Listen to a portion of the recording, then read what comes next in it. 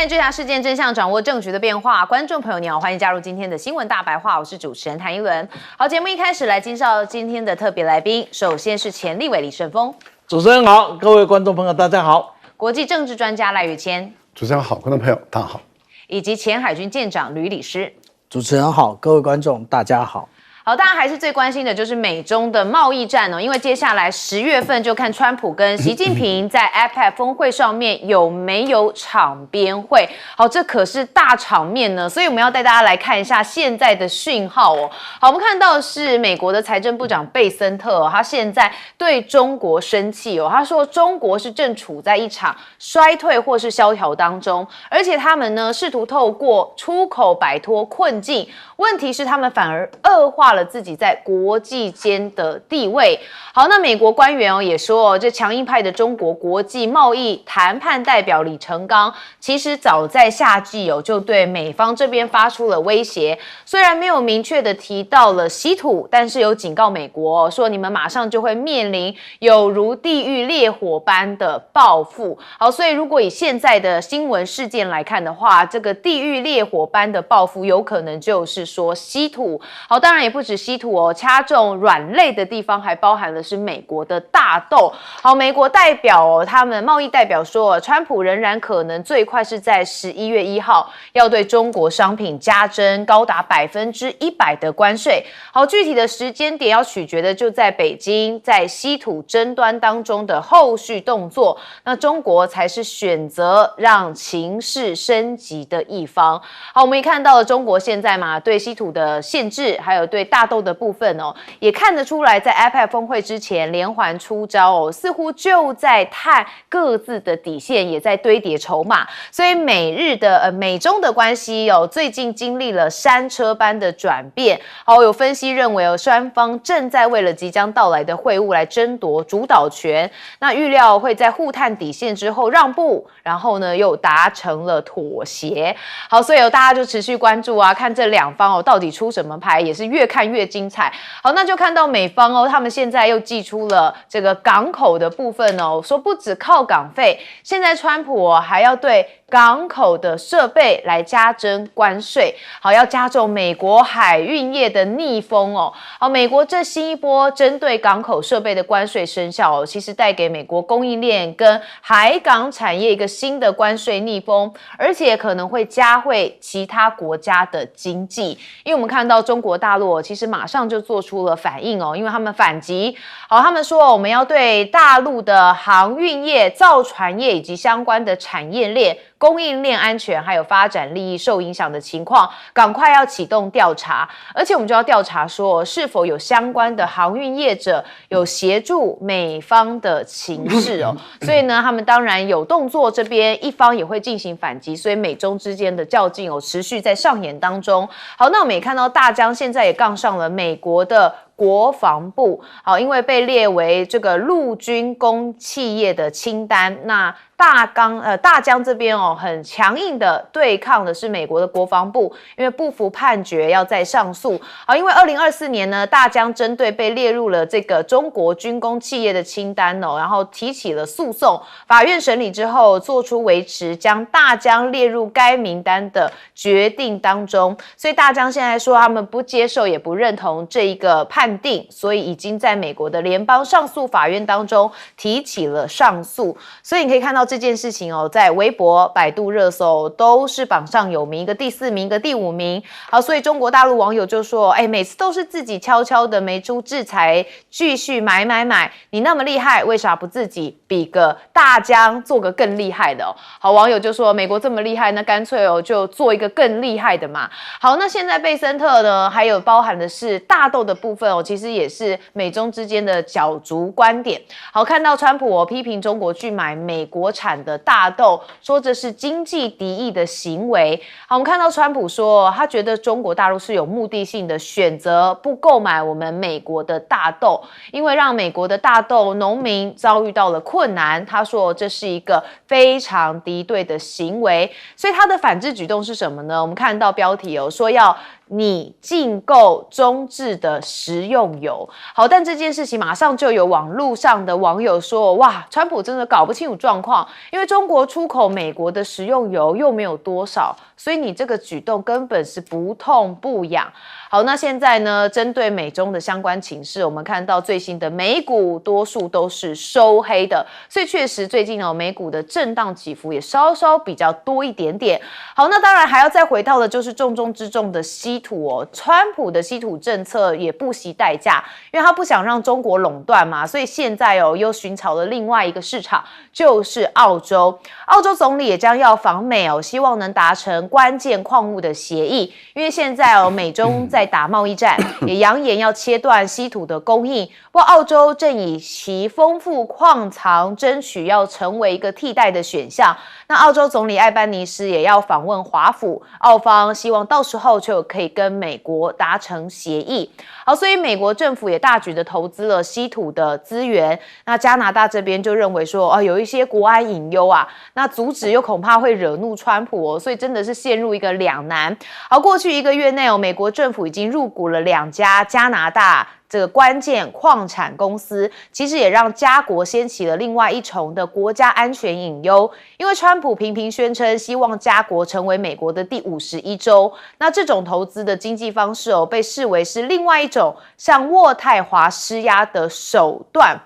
好，那现在呢，美中的角力呢持续升高嘛，那经济层次包含的是川普计关税这件事情，也让诺贝尔经济学得主的这个部分是批评川普而且还扯到了中国明朝。好，我们来看一下内文是因为担忧在川普的治理之下，现任政府对高等教育以及科研的部分的攻击，可能会成为史上最大的乌龙球诺贝尔经济学奖的得主莫基尔认为说，其实是中国明朝以来最大的乌龙球。有人说这个扯到中国明朝，有可能也是因为当时明朝有海禁，所以后续的朝代其实在这个中国的亚洲部分有一点点衰弱。好，不过我们等一下可以来问来宾怎么解读。好，我们先看到的是贝森特就讲说了，中国一直想拖我们美国下水。先问到的是委员，这样来想想看，这个美国大概有史以来第一次碰到一个什么样的国家，它的实力是全方位的、多面向的实力发展的国家，每一个项目它都有，或许有强有弱，它没有缺。它不像当年它面对的俄罗斯的苏联，大概是军事强国、重工业强国其他就不行了。所以在这样的情况下里面，我们现在来比较一下贝森特讲什么重要吗？我认为那就是一个国家实力跟话语权不成比例的结果所讨论的。今天假如希望不是拥有话语权，以他今天所拥有的实力，能够今天大登这个讨论的焦点吗？所以他是话语权超过了他的实力，所以幻化就成为他的特点。请我们来比较一下中美这几个事情，让大家来看一看。第一个就是到现在为止，你可以看到川普一天到晚在出招，然后呢，习近平不动如山，就好像两个人在击剑了，一个大半天，一个在那点点淡定都等你不完了，嘣一刀就下去了嘛，这不是这样子吗？你现在再看到一个拿挡机了，就不个大半天了。但是另外一个不动如山，我们都晓得不动如山是有底气的。第二个呢，我们再来看一看，是中美之间在国际形象，包括川普跟习近平目前的国际形象跟人设是什么样子。所有人认为川普是不可掌控的美国总统甚至这个好像外交期刊或是《纽约时报》我忘了，我看了那一篇这讲，假若我们的总统像5岁怎么办？就是说在美国里面是把它当作是5岁的总统，但我相信没有人用这样的角度来形容中国大陆的领导人。所以从这样的一个角度来看，谁今天讲的话国际社会会更在意。今天只是因为美国拥有的超过他国家实力的话语权，而中国是拥有了他低于他国家实力的话语权，所以就听他吹吧。那吹到最后的结果会怎么样子呢？第三个，我们再来看一下，中国大陆所有的出招都有一个特点，第一个它是被动的，第二个谋定而后动。过去的出招是你来我往，从现在开始的出招不是你来我往，你打我什么我就打你什么，我不只是回应你，你有常备管辖，那我要跟你常备管辖。阿斯麦尔不能卖，理由是有阿斯麦尔里面有我的零件，有我美国的零件。那现在中国大陆说很好啊，你这个产品里面有用我的稀土所做的零件超过了多少比例，那就要经过我的同意啊。全部傻眼了在切割里面很重要的那个钻石，人工钻石最大的生产量在哪里？在中国大陆没有，那就很多东西是不能切割的。所以从这样的一个角度来看，输赢胜败好像是已经看得出来了不管讲了多大的狠话，不管讲了什么，毕竟你把那两个比一比，从战略对比的角度来看，输赢胜败不是很清楚吗？最后这美国的油，哎呀，不要那么辛苦美国那么多的大豆，对不对？有按外包自己榨油，不就解决了？好，我们接着问赖老师。大陆这一次的出手，确实让这个川普的整个阵营他们很错愕、惊讶，然后很明显的，他们的整个手脚都乱了你看，川普连食用油说不买都讲得出来，这代表他已经没有招了，他找不出办法来所以找一个说我不买你的食用油了。可是我们都知道这个也真的影响不大那但是为什么川普会这么讲？就是因为没有东西可以讲的情形下，只好拿这个东西来讲。至少他说我也可以对你不买这样的一个情形。贝森特开始要东怪西怪，怪到李成钢这个身上。可是他越怪，我想大陆的民众越支持李成钢的一个做法。也就是说，当然我们现在不知道贝森特所讲是事实还是不是事实，但是问题就在于中国的谈判代表原来对美国的这些官员的态度是如此的强悍，这个在全世界各国中，面对于美国的谈判的这一群人的时候，都是卑躬屈膝的、低声下气的，而且是极尽被羞辱之能事。换言之，也就是说，不只是贝森特也好，或是鲁特尼克，或者是你所看到的格里尔甚至川普，他们对所有的来跟他谈判的人，他们的姿态都是居高临下、盛世凌人这样子，然后都是修理的，唯独碰到中国的时候是硬干的，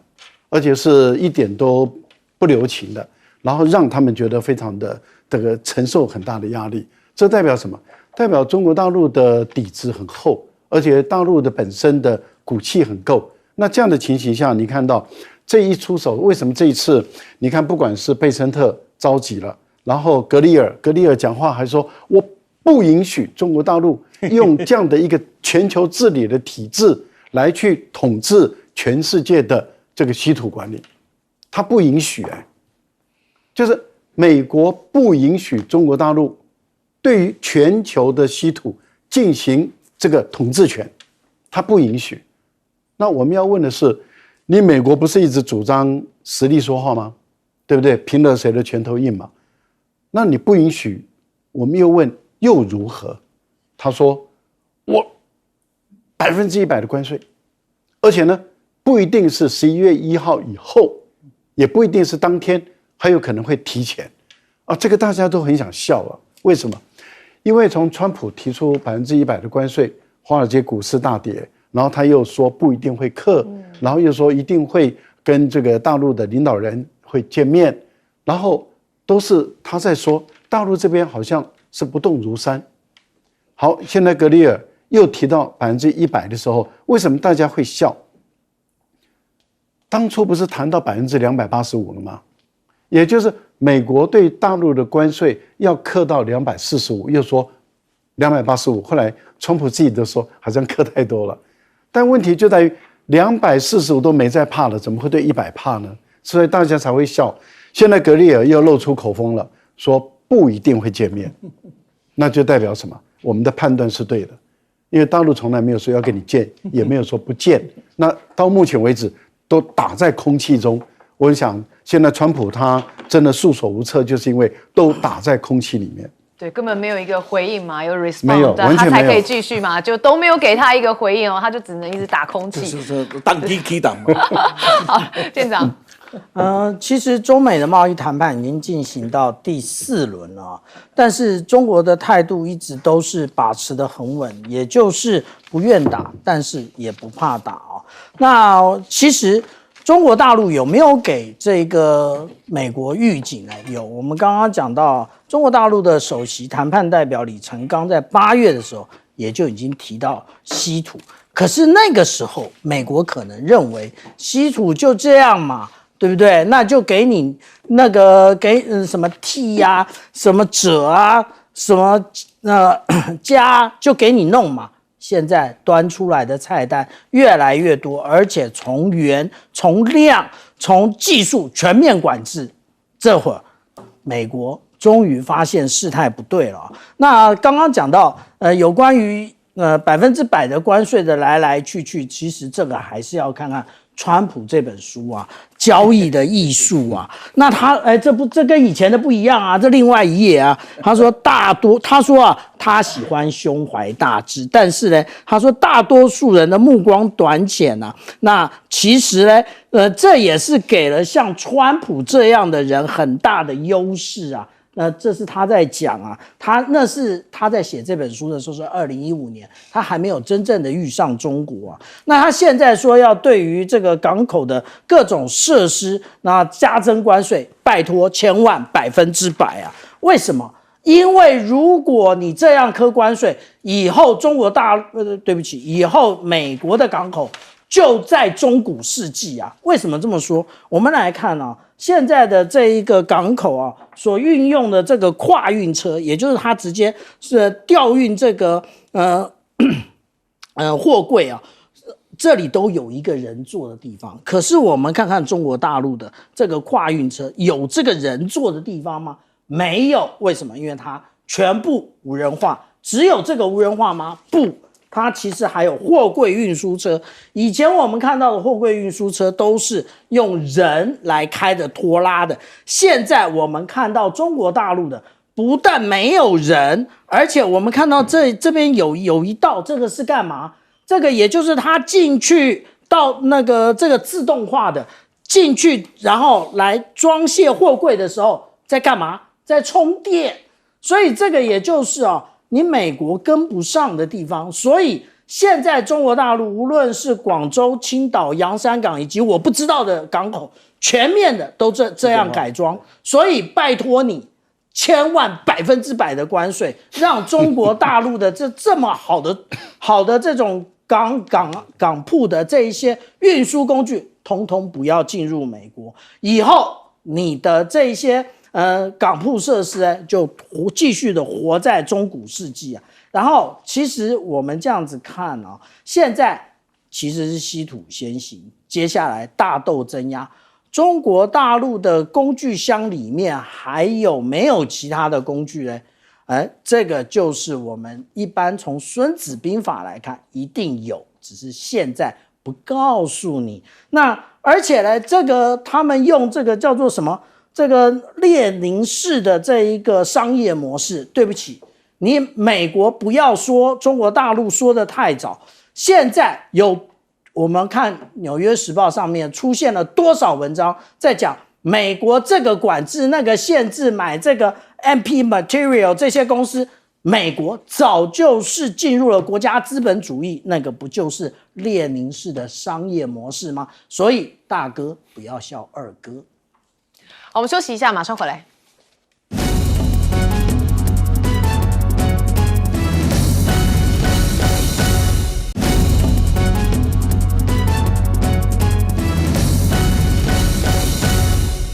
欢迎回到节目现场，我们持续来关心的是美国政府现在关门是不是会破纪录呢？好，目前看到已经进入到了第13、第14天哦。好，那财长贝森特哇，他最近真的是版面相当多因为所有的东西都跟他有些关联性因为川普商人嘛，他喜欢用经济来解决问题。好，那我们看到他是现在对外来求救，说政府停摆已经开始对美国经济产生影响。为了向美军发放薪资，政府不得不停止政府入园的薪资跟服务，所以他说也阻挡了对农民的补助啊。好，那现在看到停摆13天哦，美国的众院议长也说这可能会是一个专门最久的记录哦。但是民主党也说，我们都找不到任何人来协商，真的是这样吗？我们先看的是共和党籍的众院议长强森哦，他是说我们正朝着美国史上最漫长的政府停摆加速冲刺，但是又要感谢这个川普说有确保军人的薪资如期发放，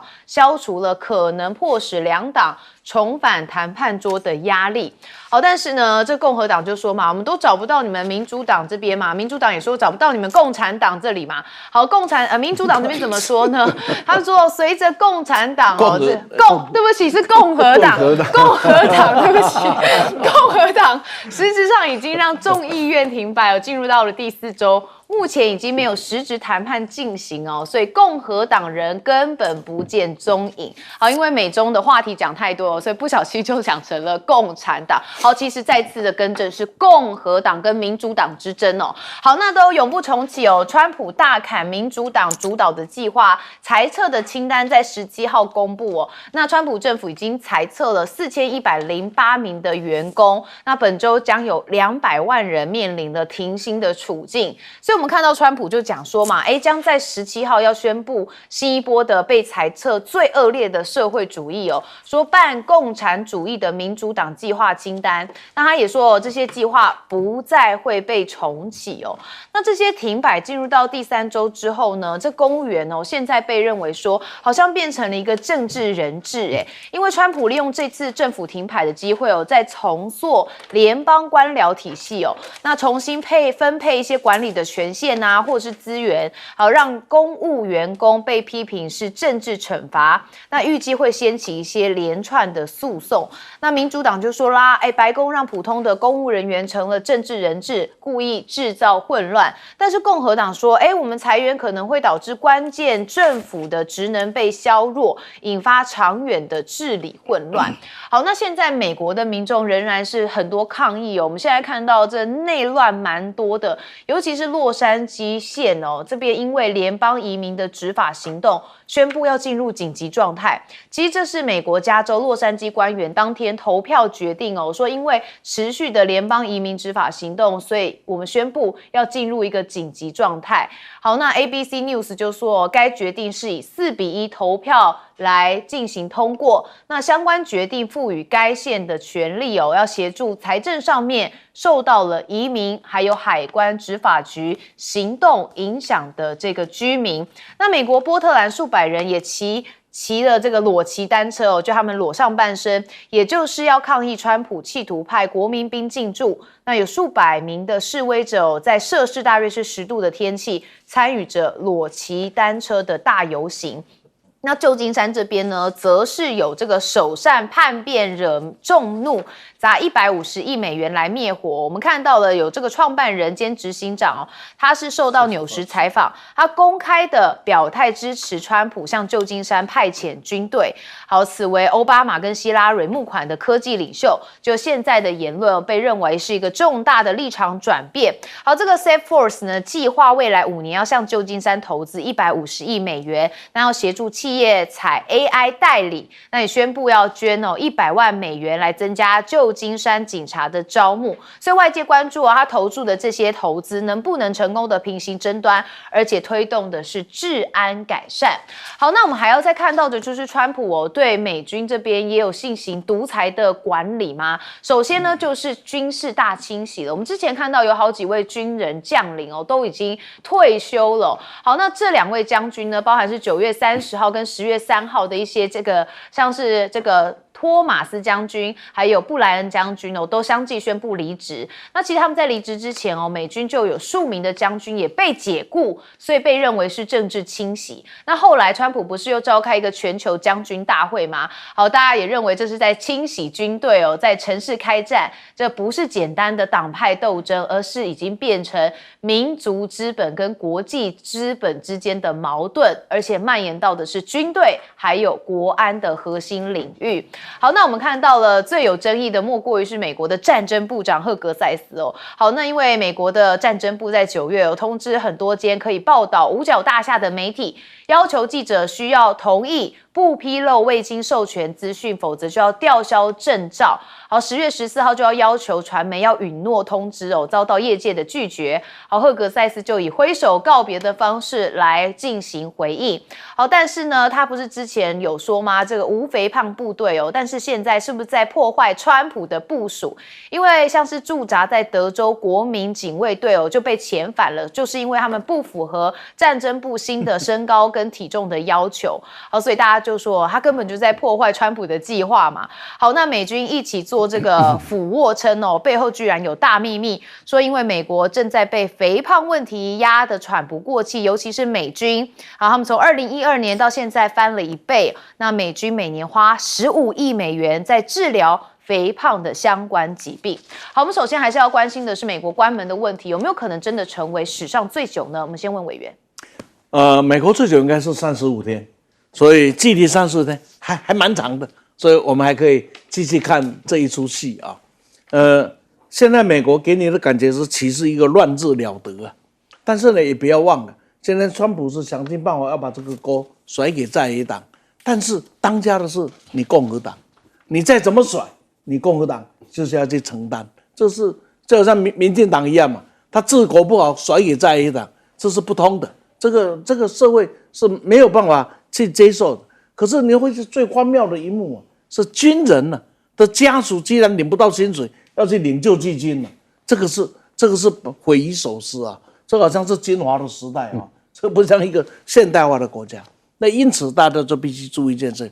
一个国家不管政治怎么动荡，有2股保守的力量是不能轻易去动它的。第一股呢，就是跟治安有关的情治单位，你不能随便动，警察啦，这个调查局啊什么，你不能动。第二个是军队，不是不能动，你必须要有完整的计划才可以去出手。包括你要把这个国家给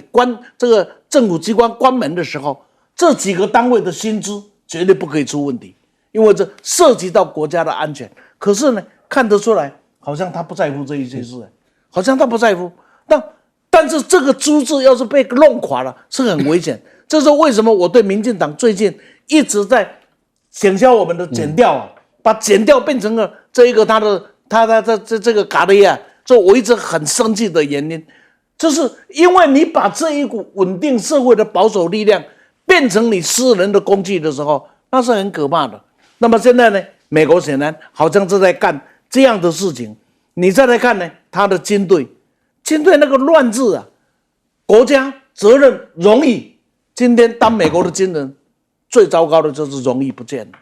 你有没有注意看他们在开大会的时候，每一个军人，哎呀，这个军礼服啊，笔挺的出现，再看这是一种荣誉感。可是赫格塞斯也罢，这个川普也罢，他的作为，他的言行，就是把军人的荣誉踩在脚底下。你们的荣誉算什么？我的权利才是至上。这个对美国的整个的军队是很麻烦的。所以看看呢，美国军队讲的段话，我简直不知道怎么来回应他。他说了：“哎呀，武器是给中国，怕什么？我们有意志力。一个没有荣誉的部队啊，我就不晓得哪里会来产生他的意志力了。所以这个情况只有一个字：岂可一个乱治了得？那你把你国家乱成这个样子，你凭什么要去跟人家博弈竞争呢？而且何况那个国家刚好跟你的情况乱，刚好颠倒，它是稳，那你看你怎么办呢？”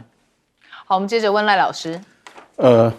川普用很激进的手段来处理内部的问题，这不是改革啊，也就是说，川普并没有对于美国的国内的问题进行一个深度的一个改革啊，例如说教育体制的改革啦等等，他都没有。他不管是教育研究发展，他只是砍掉经费，但他并没有说我要对于这个我们的国民教育啊，例如说义务教育、12年教育的低落，在国际之间的排名一直往后退，我要进行一个改革，他没有。他没有对于高等教育出现的问题也进行改革，也没有。他是砍掉啊，就是说你外国的学生到美国来读书，我限制你，我让大陆的、印度的等很多国家的学生更难到美国来读书。然后他再把研究经费都砍掉，让研究发展里面出现一些问题，所以才会有诺贝尔的经济学奖认为说你等于是在制裁嘛，你在自我削弱。你的美国原本最值得骄傲的就是因为它的这个研究发展的速度而且领先，而且不要忘了，今天苹果富可敌国，就是因为它的科技创新嘛，微软也是科技创新嘛。你会看到美国的这个 Meta 啦，所有的就是那10几20家的公司，它几乎撑起了美国的整个国家社会的经济，甚至撑起了美国国家的大部分的这个财政的收入，就是靠着那10几20家的公司。那代表什么？那些都是科技创新的产品，而它就富可敌国。那现在你要把自己砍掉，你的研究经费越少，你创新的那一些科技的企业就会越来越少。他们觉得不可思议，但是川普没有在进行教育的、文化的、科学的什么的改革。内政的问题就是说我们所谓的社会治安，社会治安的问题，他也没有说真的来去改革解决美国长期以来困扰这些大城市的犯罪率的社会治安。华盛顿的犯罪率高，纽约的犯罪率高，芝加哥，他没有去解决这问题，没有解决游民的问题，都没有解决。好，他就用激进的手段，就是我用强力的方法，社会治安不好，我就派国民警卫队进去。可是国民警卫队他没有办法去卧底，他没有办法深入毒枭，没有办法深入这些黑社会里面，他们去摸底，摸出他们的都没有办法。好。你看到他采用这种激进的手段，结果我们看到他要把健保砍掉的时候，那这个当然跟民主党就产生了矛盾跟冲突。这一次的预算案不能通过，然后造成美国政府的停摆，其实责任比较多的还是在特朗普。好，接着问舰长。我们之前看到美国陆军进行这个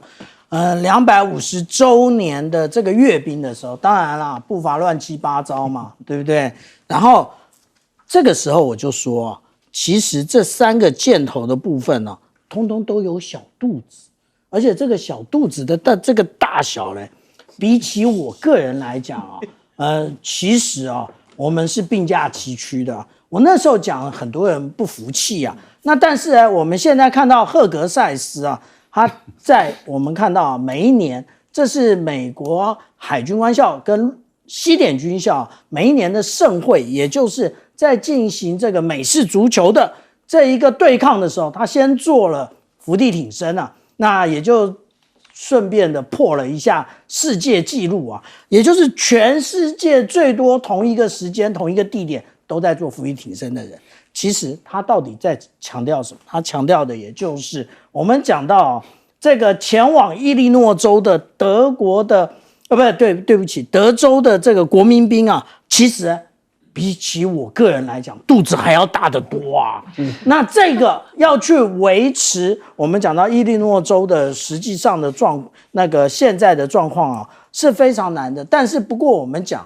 无论是在哪里，到底是当地先乱，还是因为国民兵到了之后才变乱的，那请这个川普或者是请这个赫格塞斯不要倒果为因。但是赫格塞斯其实他想做的到底是什么？他其实要做的是军事事务革新，也就是说他要把以前大家认为美国的军方现在已经进入科技化决胜的时代，所以胖一点没关系嘛。但是不是如此的，为什么呢？因为其实从俄乌战场上面看来的，其实固有的无论是体力或者是我们讲到意志的部分，其实还需要继续的维持那不过美军要讲这个意志力的维持，那不要骗人了。从越战一直到波湾战争的时候，他们的最前线还是可以喝到冰的可口可乐的。好，所以刚刚舰长讲的是，他是赫格塞斯的体型标准，可能有这种概念。我们休息一下，马上回来。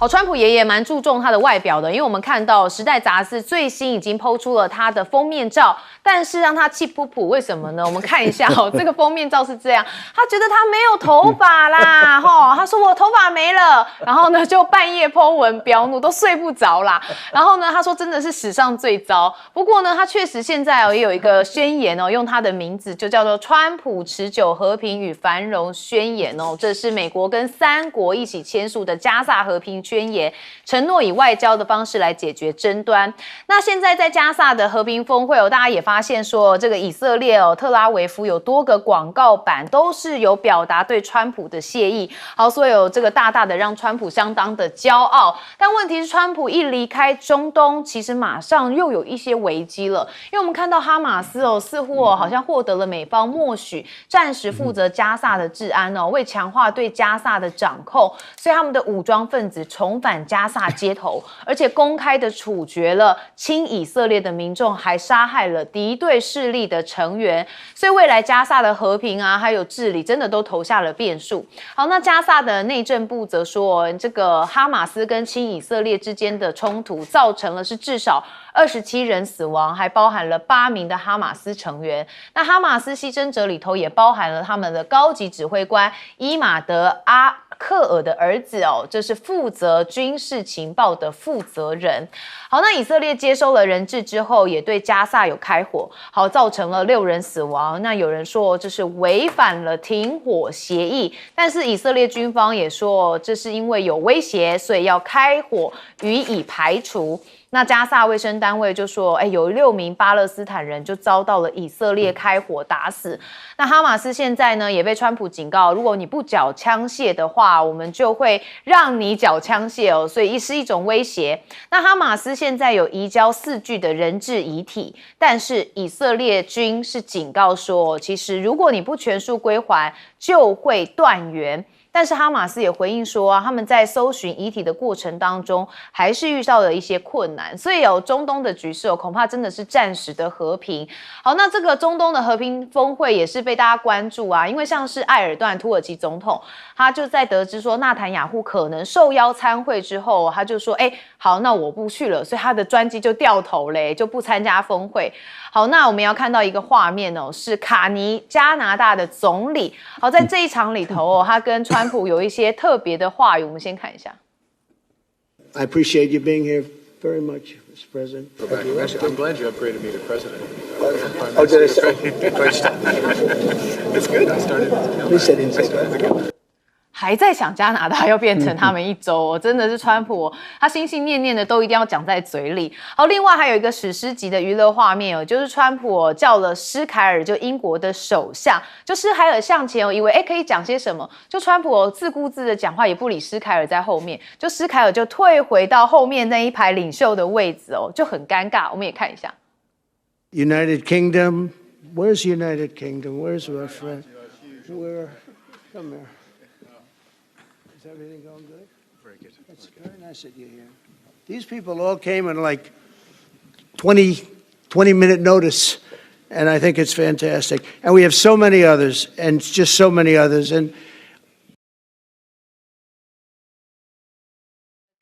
而且看到吗？这个梅洛尼后面的意大利总理，哇，又做了一个鬼脸，好，就是觉得也有点尴尬蛮好笑的。好，那当然川普的一举一动也都是各界关注的焦点我们先问到头发没了这件事情，对他非常生气。我们先问顺丰委员，你为什么第一个先问我头发没有的我？你什么意思？你什么意思？先给我讲清楚。不过您比较大度，对不对？开玩笑，对对，开玩笑。不过这个川普我应该这样讲。以前我喜欢讲一句话，说世界有印度人类有欢乐现在是美国有川普世界有话题。一个堂堂世界最大国的总统，咱当然讲无代无才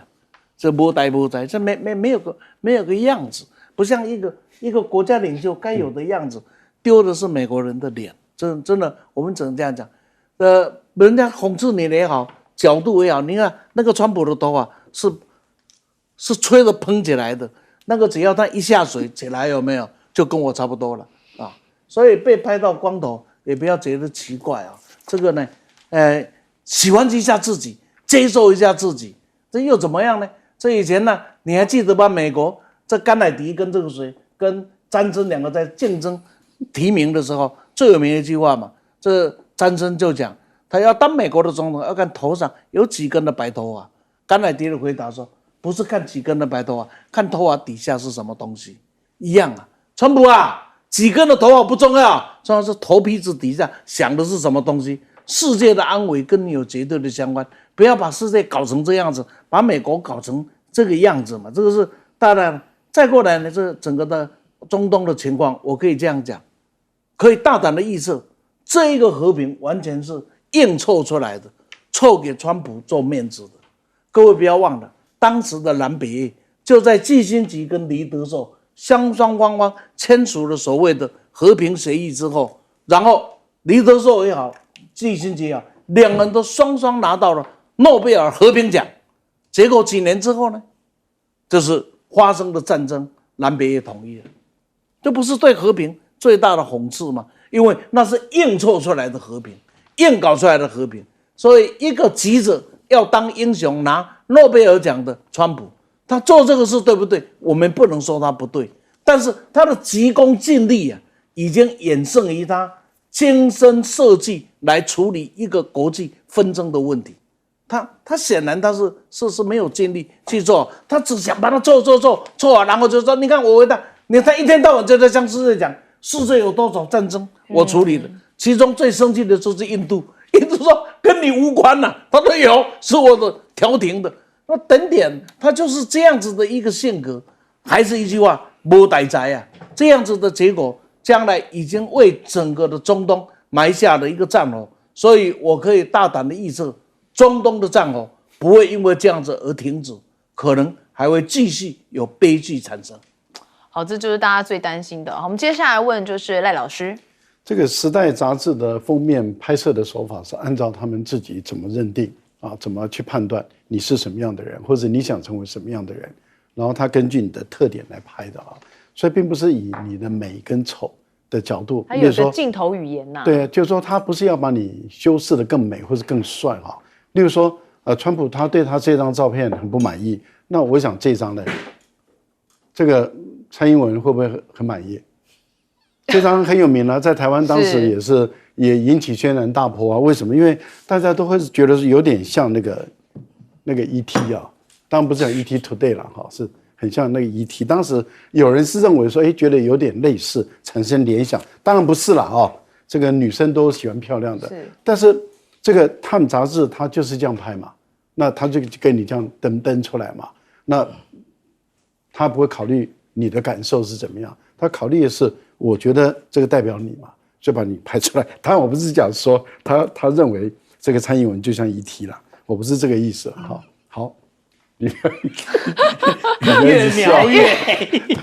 好，当时呢，蔡总统其实这张照片真的是蛮多人在讨论，有像绿绿的那个嘛，对不对？但我一时想不到那个词是什么。但是赖总统并没有太多的蔡总统他没有太多的不好了，不喜欢对，他没有不喜欢的，所以都尊重这个杂志他的拍摄手法。我回过头来讲，我觉得川普他对于中东的和平他太乐观了啊，以色列也太乐观了。2年的战争，哈马斯从这个坑道一出来，至少7000人，最少的7000人。那也就是说，他的武力受到元气有大伤，有受伤，但是你可以看到他的武装力量还是相当的有威力的哦。这第一个。第二个呢，就是打了2年，以色列几乎每一寸土地都炸了，而人质还有几十个人还活着。那就代表这个哈马斯他们的藏身的处所还能够保护这些人质的安全不被以色列炮弹所摧毁。那你想，当他浮上地面上，开始又要重回去制造去维持这个加沙地区的社会秩序治安的时候，你看他把那一些人民围着一圈，然后把通敌的那些通以色列的人，他直接枪杀。那为什么民众没有反对？就代表绝大部分的200万的这些巴勒斯坦的加沙人，他们是恨以色列的，恨就是哈马斯的土壤。所以我个人的判断是认为说，今天你川普你说哈马斯你把武器给我放下来，你做不到。然后他说你不放下来，你们会遭受到最严厉的惩罚，你做不到，除非你把特种部队派过去。可是当你美国把特种部队派过去以后，请问谁是哈马斯，谁不是哈马斯？你分不出来。那他的情况又会跟他们当初在阿富汗打仗的时候一样，美国一旦卷进去了以后，美国就很难脱身，最后也是仓皇逃走。我觉得川普，你想清楚，你真的要干这个事吗？好，补充一下赖老师刚才讲的蔡英文哦，这个有像说是尤达大师，但是当时呢，蔡总统对，所以民进党他们的氛围是觉得说，也很不错啊，所以不像这个川普一样气噗噗哦。舰长，我们从刚刚一开始讲到，川普对于中国大陆使出的这个有关于稀土的管制他一下把关税提高了100%，后来又莫名其妙的说没有，我们要看看会谈的结果。到现在对于头发的这个琢磨其实他的书里面其实也有写也就是他在这样讲说其实他认为这就是一种可控的神经质他是这样说他自己的他说当他人呢被这个神经质所困扰的时候呢，而我实际上来讲他是受益的那也就是说其实川普是故意这样营造的那这样营造的结果呢，其实我们看到其实这一个我们看到中东的和平，也就是当初为了这个诺贝尔和平奖，但是我们大家看这个协议的时候声明的时候，我们可以仔细的看，睁大眼睛来看一共有1、2、3、4，有4个国家其实没有签名。那当然以色列那它有别的原因，那另外的也就是哈马斯也没到，那沙烏地阿拉伯以及阿拉伯联合大公国通通都没到。意思是什么？跟穆斯林有关的这一些国家通通都没到，到的都是什么 G7 国家G7 国家你都到齐了，意思是什么？大家做个球让川普开心一点嘛，对不对？所以川普一下又是看那个加拿大的总理卡尼那其实这已经不是他第一次了，那他已经很多次的在念念不忘把加拿大变成第51州除了在这一个椭圆形办公室里面之外呢，那椭圆形那个他这一次又讲了，还好我不是谈到51州那所以我们这样讲川普他对于某些事情的确是有他的一个坚持的但是这样的坚持对于中东是正面的吗？不一定